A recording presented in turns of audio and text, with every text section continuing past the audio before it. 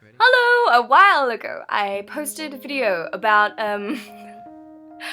being paranoid that there was something in the house with me. I thought I'd do a little paranormal activity part 2. The reason I think it's so important to keep posting this stuff, even if it is just a matter of, you know, human psychology, I feel like it's really important because a lot of people have stories and it's fun to corroborate them and try and figure it out together. Yeah, like I said, be it human psychology or something more sinister. Okay, so more stuff has been happening, right? I had to look after my little brother for a few weeks while my parents went overseas on holiday, and I think one of the weirdest things that happened while we were there, right, so for a starter, you know how you have one room, typically if there's any kind of strange happenings or whatnot, that usually just feels off, like it just kind of feels off. Maybe you feel cold, or you know that feeling when you're walking down the street and you can feel people looking at your back but you can't physically see them doing it, you can just feel it. Well, there's this one room in that house, which is the front room, with a dining table in it, and a bunch of old creepy antiques and stuff in cabinets, that I tend to get that feeling the most. This will all make sense, I promise, you just need the background.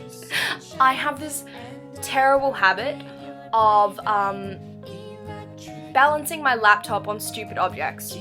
I know how ridiculous that sounds, but I will usually put a book on the edge of a table and pick up my laptop and place it on the book.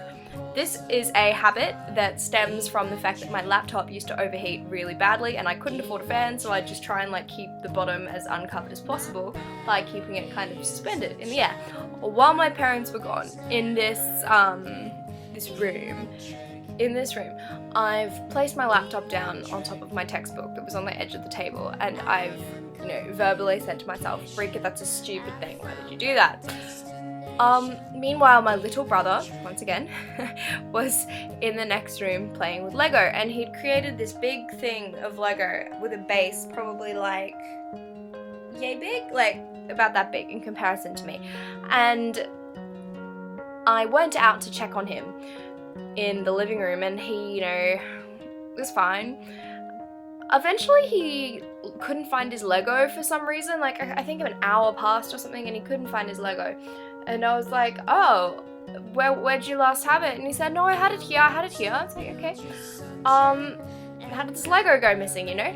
We searched everywhere, and eventually we searched that front room of the house, and the Lego was teetering on the textbook.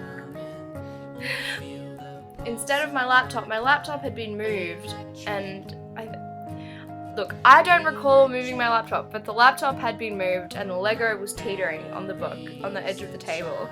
And I was like, oh, I have goosebumps. And I was like, oh my goodness.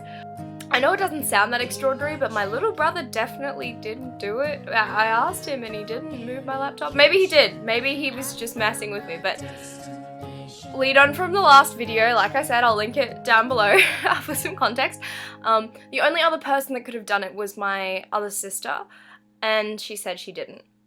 And she's not a fan of being scared, so I'm not sure why she would have done it. But yeah, like I thought I'd just do a little update on creepy stuff that's been happening at my house. Yay! There have been a couple more little incidents as well, but I think I'll talk about them in another video for now. Alright, thank you for listening to my story, and I hope you all have a lovely day. Bye!